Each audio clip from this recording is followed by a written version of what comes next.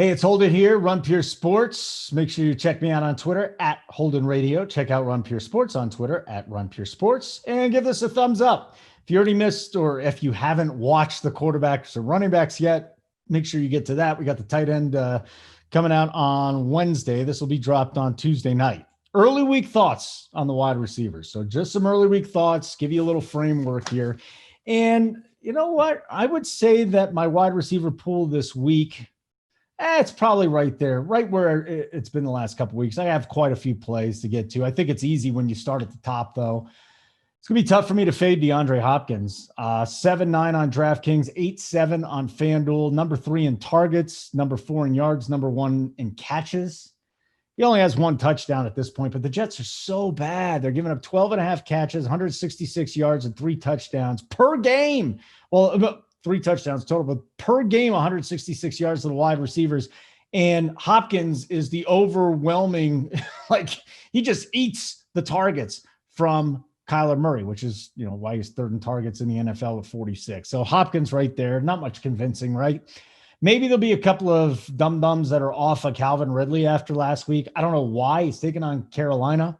7.5 DK, 8.3 on FanDuel. He's coming off that goose egg. There's likely no Julio in this game. If Julio plays, he's banged up. He's just not there. So hopefully he will play, and they'll shade coverage that side. Ridley leads the team with 10 targets per game. Huge total in this game. He leads the NFL with 2 red zone targets per game. So not only does he's getting targeted in the end zone, he's getting targeted everywhere. But Carolina's given up a passing TD every game. 26th in pass DVOA. You know what? Maybe it's a little closer between Hopkins and Ridley than I thought it was, but might be a situation where I need to get both these guys in because I'm not really thrilled with running back at the top this week.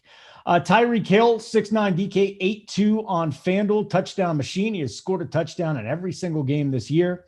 Taking on the Raiders, 6 targets in 3 of 4 games, 6 or more targets. He's got a TD in every game. And his average depth of target, his ADOT, is 36 yards. That's 11th in the NFL. I do want to bring up his teammate Sammy Watkins, though, and this is a DK-only play. He's 4.5 on DK. He's getting 6.8 targets per game. Are you really? I mean, I had to double take when I looked at that. I couldn't believe he's given up that many targets. It's absolutely amazing. 5 red zone targets on the season for him. Las Vegas is 30th in pass DVOA. I think if I'm making my Mahomes stack, it might be a situation where it's Mahomes and Watkins and Kelsey, or Mahomes and Hill and Watkins, something a little bit different there. Sammy Watkins, man, it's just the ultimate GPP flyer. Dallas, how about the Dallas wide receivers taking on the Giants this week?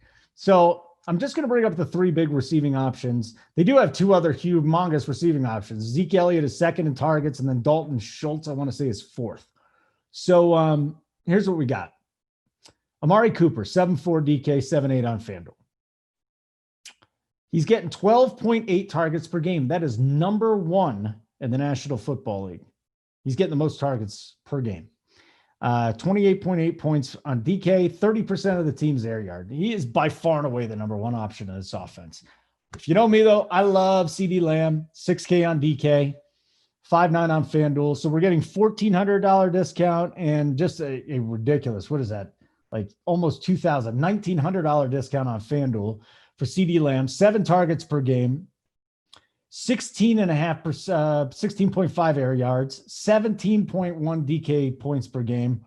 So he's definitely a step down. He's about 5 points behind Cooper. He's definitely a step down, but we're starting to see him just every game get better. And I can see CeeDee Lamb, he's going to blow up, just completely take down a slate at some point in time this season. I wholeheartedly believe that. And last, there's Michael Gallup, GPP option. I think the first 2 guys definitely cash viable.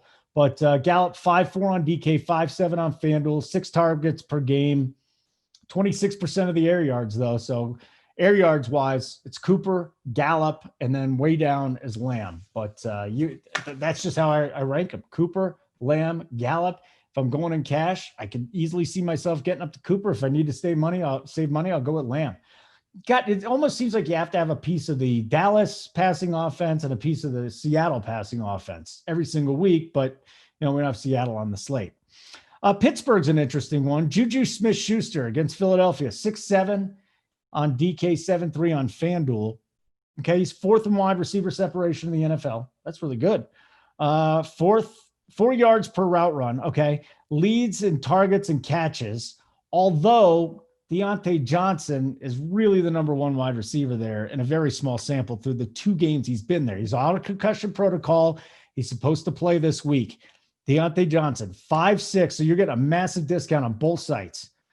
Juju is 6'7" on DK. Johnson is 5'6". Juju is 7-3 on FanDuel. Johnson is 5'8". I mean, he's completely cash and GPP viable. 23 targets, 14 catches in his 2 favorite games. He is Ben's favorite target. He is my favorite target from the Steelers passing game. Cooper Kupp going up against Washington. Kupp is 6'5" on DK, 7-2 on FanDuel. Okay. Out-targeted Robert Woods, 28-26. Very close. What else? Woods out-targeted Kupp, 27-26. Woods is number 2 in the NFL in yards after the catch at 9.2. Cedric Wilson of Dallas is number 1, by the way. But so every week I come on here and I say, why not lean Woods over Kupp? In the last couple of weeks, it's been Kupp over Woods. I still love Robert Woods. He's still my guy. I can make a case for either one of these guys. I think both guys are in play in any format next week, any format that you want to play. It's just that Woods is going to be the cheaper play at this point. 6'5" is Kupp. 6'4" is Woods on DraftKings. And then again on FanDuel, the price disparity there, 6'7" for Woods and 7-2 for Kupp. I can see Woods a little bit more valuable on FanDuel this week. OBJ against the Colts, get 45% of the team's air yards. This is how inaccurate Baker Mayfield has been. Like, he's thrown downfield so many times, OBJ, but they just haven't connected. It finally happened last week. First Landry hit him, then Mayfield hit him. He's 6'4" on DK, 6'8" on FanDuel. He's getting 7.5 targets per game. If you trust him against a very tough Indianapolis defense, fine, roll him out there in a GPP. I'm not playing him in cash, but he's definitely in the GPP mix every week. Terry McLaurin, probably my favorite wide receiver in the game right now. No one talks about this guy. 6'1" on DK, 6'3" on FanDuel. I mean, we talk about him in the business because we love him so much, but he's in Washington. No one's really giving him any props. 7th in targets, 9th in air yards, 1st in yards after the catch. That's what I love the most. 208 in the yak department. This guy's a stud. 12 catches of 15 plus yards or more. That's first in the NFL. Terry McLaurin is like viable in every single format. If you're playing head to head, GPP, multi-entry, single entry, 3 entry, 20, it don't matter. Terry McLaurin, my boy. Stephon Diggs against Tennessee. Love me some Diggs. 7K on DK, 7-1 on FanDuel. So explosive. Minnesota. Let me just speak to the Vikings front office right now. You guys are freaking idiots. How do you let one of the most talented players in all of the National Football League go and then prove to us that you had no idea how to use him when he was there? There's like 4 or 5 games they didn't even bother target him more than twice a game. Minnesota's a disaster. Buffalo's awesome right now. It's like bizarro world. Let's see here. 35 targets, 7th in the NFL for Diggs. 33% of his team's targeted air yards. 1.7 targets above. Wow, really? I think I wrote that down wrong. It says 1.7 targets per game, 3rd in the NFL. That's not right. But I'm just going to tell you right now, that's my boy, Steph Diggs. Will Fuller, 6'6" DK and on FanDuel. And I think, it's tough to trust him. Really tough to trust him because of health. Trusted him last week in the GPP. JSU got me on him. It paid off. He's got a juicy matchup against Jacksonville. 22 targets in 3 healthy games. So he's getting over 7. He's got 4.8 touches per game. Cooks and Cobb are way behind in the touch department. I mean, it's really Will Fuller when he's in there. And that's the only guy that Hopkins seems very comfortable with. Maybe goes to the tight end a couple of times, but Jacksonville is last in pass DVOA, and it's not even close. So Will Fuller definitely in the mix. If you want to play him in cash, I mean, I'm not going to talk you out of it because you know what I'm going to tell you. It's just that his leg could fall off at any point in time.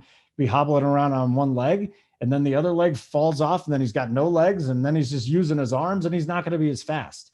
Tyler Boyd, Cincinnati of Baltimore, 6'2" on DK, 6K on FanDuel.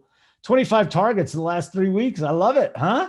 Is he taking over like Chad Johnson type of production from the olden days? Is that what we're seeing out of Tyler Boyd right now? If you remember, and this was like 17 years ago, like 2003, nobody. Who's Chris Johnson? Who's Rudy Johnson? These are two studs. If you were watching football back in the early 2000s, you know this. Chad Johnson was not a guy that everybody thought was going to blow up. Tyler Boyd is not a guy that everybody thought was going to blow up. He's blowing up. T. Higgins is playing a GPP too if you're stacking Burrow. Robbie Anderson, DJ Moore, the Carolina wide receivers. Anderson, 35.3 air yards per game. He's 12th. DJ Moore, 42.7. Both are getting a ton of air yards. Moore is just preferred a little bit.